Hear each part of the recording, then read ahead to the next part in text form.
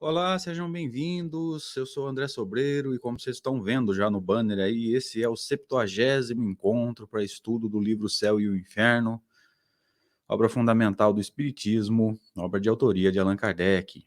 Como de costume, eu vou convidar vocês para os nossos movimentos iniciais. Eu peço que vocês diminuam aí, caso você queira, evidentemente, um pouquinho da sua percepção do mundo exterior. Aprenda ou faça o seu movimento de interiorização. Esqueça o que aconteceu durante essa semana, os planos para a continuidade desse sábado. E vamos agradecer a Deus pela oportunidade de estarmos aqui para mais um aprendizado, mais uma troca de ideias entre o facilitador e os amigos que nos acompanham, os encarnados, os desencarnados. Todos nós que precisamos, Senhor, entender esses pensamentos de Kardec para o nosso movimento de transformação moral. Amigo Jesus, amigos espirituais, muito obrigado por mais esse encontro, mais essa oportunidade de estarmos aqui aprendendo, Senhor, juntos e transformando a nós mesmos. Que o encontro de hoje, Senhor, tenha aquelas características que nós gostamos de enfatizar, que seja proveitoso, produtivo, mas que não deixe de ser prazeroso também. E é nessa expectativa que nós pedimos permissão para iniciar mais um encontro para estudo. Que assim seja. Graças a Deus. Quero começar, como sempre, agradecendo a presença dos amigos. Tem alguns amigos fiéis aí que todo sábado de manhã estão aí com a gente buscando esse conhecimento. Que Deus recompense a bondade de vocês. E dizer da minha alegria de poder estar estudando com vocês, né? E esse estudo nos ajudando a superar momentos complicados e nitidamente fortalecendo a nossa fé nessa caminhada evolutiva difícil, cheia de provas, algumas expiações, mas sempre com muito aprendizado. Quero pedir também, caso você não tenha feito ainda, se inscreve aí no nosso canal, deixa o seu like no vídeo, compartilha o estudo, compartilha a playlist, compartilha o áudio quando postado no Spotify. Não pelo André, nem pelo canal do André, vocês sabem disso, já falei várias vezes, mas para a divulgação das ideias de Allan Kardec, para que nós possamos juntos estar aí promovendo um movimento mais massivo possível de estudo do pensamento de Allan Kardec, para que a gente possa entender e reconstruir aí a prática espírita pautado naquilo que Allan Kardec nos deixou. Então, se você puder, se você quiser, faz esse movimento aí, se inscreve, deixa o seu like, deixa o seu comentário e vamos aprendendo juntos então. Tirando os banners aqui para a gente iniciar. Esse, que como nós já vimos, é o encontro número 70. E... Opa, aqui. Voltando então para o slide. Livro Céu e Inferno, ou a Justiça Divina segundo o Espiritismo. A primeira parte, doutrina, quarto capítulo chamado O Inferno. Voltando para o banner aqui, é 28º encontro para estudo desse capítulo. Eu vou repetir a brincadeira que eu venho fazendo já alguns encontros. Eu não me lembro de ter tido um estudo, um capítulo que tenha levado 28 encontros e ainda não vai ser o último, né? Deve ter mais um ou dois fora esse. Então eu não me lembro de ter tido um capítulo que exigiu tantos encontros de nós aí. Esse é o 28º encontro para mergulharmos nesse capítulo falando sobre o inferno, na desconstrução dos lugares de sofrimento e construção em nós mesmos de que o sofrimento ele advém de uma consciência que não conseguiu apaziguar a si mesmo. Então nós vamos voltar aqui para o último slide da semana anterior, com Allan Kardec nos dizendo, aliás, Allan Kardec analisando alguns trechos aí de alguns teólogos dizendo assim: a ressurreição não nos restabelece, portanto, nem nas condições físicas do homem inocente, nem nas condições físicas do homem culpado. É somente uma ressurreição de nossas misérias, mas com uma sobrecarga de misérias novas infinitamente mais horríveis. É, em parte, uma verdadeira criação, e a mais maliciosa que a imaginação tenha ousado conceber. Deus muda de ideia. Eu me lembro de ter batido firmemente nisso aqui. O Deus que é pregado por essas ideias religiosas é um Deus que muda de ideia. Se ele muda de ideia é porque ele fez alguma coisa da qual ele não gostou. E isso é inconcebível para nós espíritas. Deus muda de ideia e para juntar aos tormentos espirituais, tormentos carnais que possam durar para sempre, ele muda bruscamente por um efeito seu poder as leis e as propriedades por ele mesmo atribuídas desde o começo aos compostos da matéria. Ou seja, a matéria aqui, onde nós chamamos de plano físico, seria uma matéria perecível. Ela envelhece e morre, fica doente, etc, etc. Lá é uma matéria imperecível para que o ser possa sofrer durante toda a eternidade, caso ele esteja, evidentemente, entre os condenados. Tá? Eu me lembro de ter falado bastante sobre isso no encontro anterior. Então a gente vai entrar no trecho de hoje do nosso estudo. Tá? Ressuscita carnes doentes e corrompidas, e amarrando com um nó indestrutível esses elementos que tendem a se separar por si mesmos, aqui a decomposição da carne depois da morte, depois da separação do espírito, e veja que o relato vai falar de um nó indestrutível, portanto, essa carne seria imperecível para que houvesse o sofrimento eterno. Ele mantém e perpetua contra a ordem natural essa podridão viva, ou seja, o sofrimento por toda a eternidade, inclusive com o apodrecimento que viria antes, né? Lá no final do processo físico. Ele joga-a no fogo não para purificá-la, mas para conservá-la tal qual é, sensível, sofredora, ardente, horrível, tal qual ele a quer, imortal. Então veja que o que é pregado nesses pensamentos religiosos, Deus que faz com que a gente ressuscite, ressurreição de matéria, ressurreição física,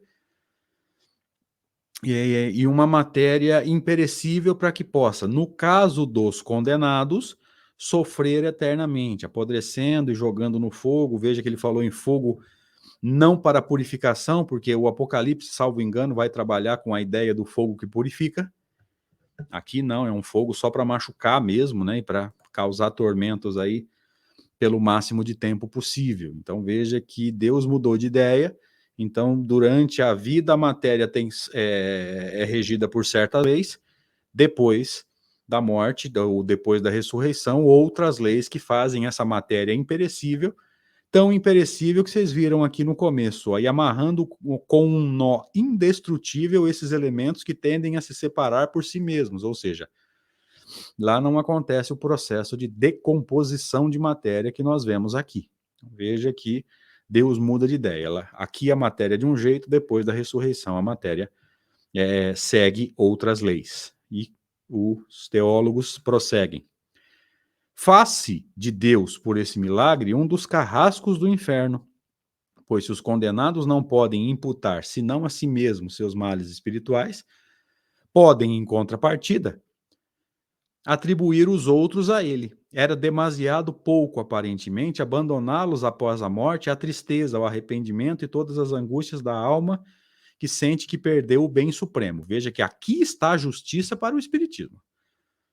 Não é exatamente abandoná-los após a morte, mas deixá-los colher aquilo que plantaram durante a vida. As consequências dos nossos erros, a tristeza, arrependimento e todas as angústias de uma alma que sente que perdeu o bem supremo. Ou seja, ele virou as costas para Deus, evidentemente de forma metafórica, porque tenho encontrado alguns problemas nesse sentido. As pessoas não conseguem entender linguagem metafórica, evidentemente. Você não tem como virar as costas para Deus, porque se Deus é onipresente, para qualquer lado que você virar, você vai dar de cara com ele, né? Então, evidentemente, virar as costas para Deus é uma linguagem metafórica, é afastar-se das leis de Deus e colher esses fatores aqui, ó, tristeza, arrependimento, angústias que a alma sente, da alma que sente que perdeu o bem supremo, ou seja, as dores morais naturais daqueles que se afastaram de Deus. Evidentemente, afastar-se de Deus é outra metáfora, espero que os amigos estejam entendendo isso. Mas aqui eles atribuem uma relativa culpa a Deus, ó, face de Deus por esses milagres, um dos carrascos do inferno. Por quê? Porque além de deixar a pessoa sofrer com remorso, culpa, arrependimento, etc., etc., ainda coloca num lugar de sofrimento. Então, evidentemente, nessa situação e sem esse entendimento, alguns condenados vão blasfemar. Nós, espíritas, vemos um grande problema nisso? Não. Quando alguém chegar numa casa espírita falando mal de Deus, pelo amor de Deus, deixa ele falar. O Deus que nós aprendemos em espiritismo é um Deus que não se ofende, é um Deus que ama, é um Deus absolutamente perfeito. Nós ainda trazemos muito disso ainda. Não pode falar mal de Deus, não pode caluniar Deus. A gente acha que Deus, a inteligência suprema está preocupado com um imperfeito revoltado, falando coisas que não têm sentido. Só os espíritos imperfeitos se ofendem com esse tipo de conversa. Tá?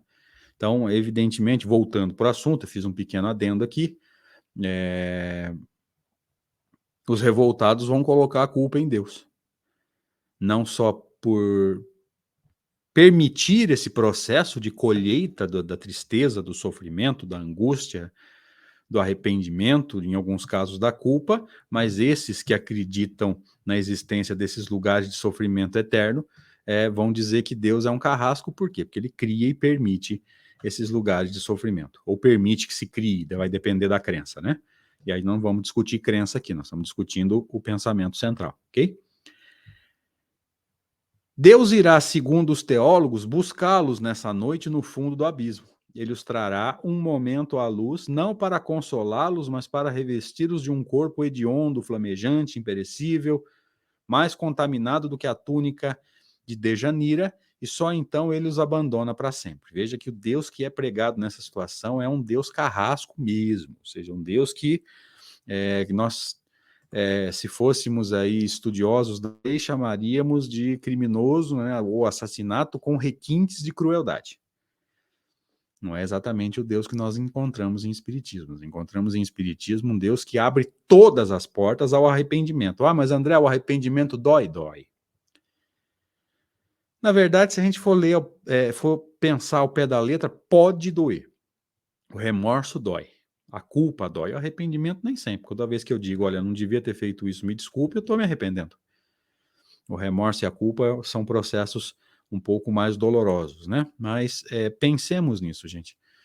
O próprio Livro dos Espíritos diz, e nós comentamos isso no estudo anterior, no estudo número 69, que Deus, o Livro dos Espíritos nos diz que Deus nunca fecha ao seu filho, o bom pai nunca fecha ao seu filho a porta do arrependimento. Sempre é possível arrepender-se, admitir o erro e pedir a oportunidade de consertar o que nós quebramos. Então veja que a proposta do Espiritismo é muito diferente dessas teologias tradicionais, tá? Aqui nós já comentamos, vamos seguindo então. Ele nem mesmo os abandona, visto que o inferno só subsiste, assim como a terra e o céu, por um ato permanente de sua vontade, como nós dissemos agora há pouco. Ou ele criou um lugar de sofrimento, nessa crença, não tente entender isso pelo Espiritismo, isso não existe, mas ou ele criou nessa crença um lugar de sofrimento, ou ele permitiu que se criasse um lugar de sofrimento. Sempre ativo, ou seja, um Deus que trabalha o tempo todo, como nos é dito no Novo Testamento. Meu pai trabalha até hoje, eu trabalho também. E tudo se desfaria se ele cessasse de sustentá-lo, ou seja, esse inferno só continua existindo porque Deus assim o quer dentro dessa crença. Por que eu estou batendo firme nisso? Deixa eu fazer um adendo aqui. Por que eu estou batendo firme nisso? Dentro da crença religiosa tradicional, dentro da crença dos nossos irmãos assim o assado. Porque já aconteceu aqui na minha região de alguém pegar esses textos aqui sobre o inferno pagão, o inferno cristão, e levar para um curso numa casa espírita, e a pessoa chegou meio desavisada, não sei se chegou meio atrasada, não entendeu que estava sendo exposto ali o inferno pagão, posteriormente o inferno cristão, mas não do espiritismo. E saiu falando que o espiritismo acredita que tudo isso existe no inferno, tudo isso que nós vimos nesses 28 encontros que os amigos acompanharam aqui. Então é por isso que eu estou batendo firmemente nisso, gente. Kardec está nos ajudando a entender a inconsistência de uma crença. Isso não existe para o espiritismo, assim como não existe lugares de sofrimento, lugares para você purgar, lugares para você eliminar as energias assim assado, que é a crença do umbral. Tá? Isso não tem fundamento em Kardec, nunca teve. Desculpem os amigos que estudam outras obras, mas não tem. Tá? Então sejamos sinceros e honestos aqui. Tá? Tem gente que acredita? Tem. Nós respeitamos, mas eu não encontrei nada em Kardec que me ajude a pensar que o plano espiritual é dividido em círculos vibratórios e que existem círculos adequados para você expurgar energias que você ainda tem. Isso não tem fundamento para aqueles que estudam Kardec ou para aqueles que estudamos Kardec, né? Então, Deus seria, segundo essa crença, o carrasco que criou ou permitiu que se criasse esse lugar, e ainda por cima, ou o próprio Deus, nessa crença, sustenta esse lugar, ou permite que alguém o sustente, tá? Ele manterá, então, incessantemente a mão sobre eles para impedir seu fogo de extinguir e seus corpos de se consumir. Então, veja que essa mão de Deus representa o quê? Simbolicamente, a ação de Deus na manutenção desse sofrimento, querendo que esses desgraçados imortais contribuam pela perenidade de seu suplício para a edificação dos eleitos, ou seja, de alguma forma, o suplício eterno deles exaltaria aqueles que conseguiram vencer durante a encarnação. Então, veja, o sofrimento de um é necessário para a exaltação do outro, que é mais uma coisa que nós não temos como comprovar no pensamento de Allan Kardec, porque aquele que se elevou no pensamento da verdadeira doutrina espírita trabalha por aquele que ficou para trás. Aquele que dá um passo à frente, claro, continua evoluindo, continua pensando na sua evolução, na sua melhora, mas desenvolve um sentimento chamado caridade. Na verdade, desenvolve um sentimento chamado amor. Caridade não é sentimento, caridade é ação, né? Caridade, amor é o sentimento, caridade é o amor em ação. Então, o pensamento espírita é um pouco diferente. E vamos mais um slide aqui, começando o item 14, para encerrar o estudo de hoje. Dissemos, com razão, que o inferno dos cristãos exagera o dos pagãos. Então aqui a gente vai perceber que Kardec começa a fechar as ideias. Tá? Então ele está repetindo um conceito que foi discutido bem lá no começo. Dissemos com razão que o inferno dos cristãos exagera o dos pagãos. No Tártaro, com efeito, vence os culpados, vence do verbo ver, tá? Para aqueles que estão ouvindo, por exemplo, no Spotify e não estão vendo os slides, não é do verbo vencer, tá? Vence, do verbo ver, os culpados torturados pelo remorso, sempre diante de seus crimes e de suas vítimas oprimidos por aqueles que haviam oprimido durante a vida. Então, na inversão dessa crença, entenda bem, aqui é Kardec voltando a escrever, na crença que Kardec está comentando, aquele que oprimiu aqui é oprimido no plano espiritual por aquele a quem ele oprimiu. Ou seja, há uma inversão de papéis. Só que nessa inversão de papéis, queridos, isso não acaba nunca. Hoje eu oprimo você, ao desencarnar, inverte, depois inverte, depois inverte, depois inverte. Quando é que vai acabar isso? E a gente sabe que aquele que é oprimido durante a encarnação, mas construiu a paz dentro de si, perdoa e sai desse ciclo vicioso de hoje eu te oprimo, amanhã você me oprime. Tá? Então, a chamada lei de ação e reação de Newton é uma lei física que não tem fundamento, porque a lei de ação e reação, ela obriga a haver uma reação contrária e de igual intensidade. Tá? Obriga, ou seja, se eu matei você, você é obrigado a me matar. Isso não tem fundamento em espiritismo também. Mas vamos seguindo aqui.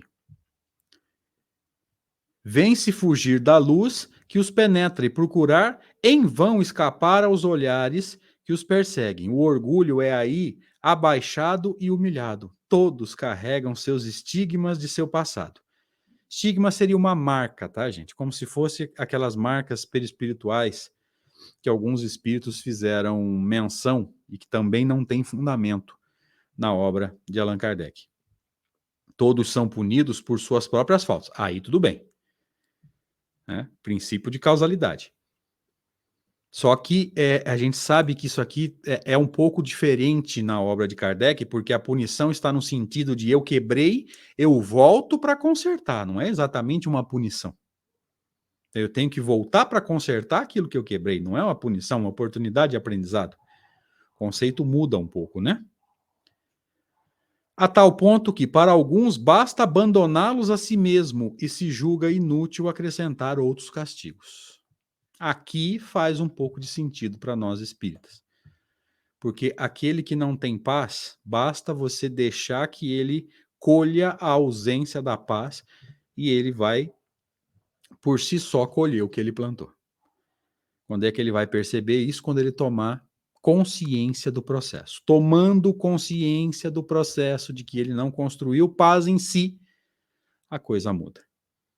Aí ele vai buscar a construção dessa paz. Como? Resgatando os seus erros, consertando aquilo que quebrou, reaproximando daqueles que ele ofendeu, perdoando aqueles a quem o ofenderam ou que o ofenderam. E aí o movimento interno muda. Olha como que a ideia espírita é um pouco diferente. Vamos encerrar então, queridos? Obrigado pela presença de todos, obrigado pelo carinho. Esse foi o encontro de número 70 para estudo do pensamento de Allan Kardec no livro Céu e Inferno. Repito aí o pedido, se você puder, se inscreve aí no canal, deixa o seu joinha, deixa o seu comentário, fala o que você achou, se você interpreta de uma forma diferente, vamos debatendo, discutindo e construindo uma onda aí de estudo do pensamento de Allan Kardec. Deus abençoe o nosso sábado, a continuidade do sábado, melhor dizendo, domingo, até a próxima, se Deus quiser. Valeu.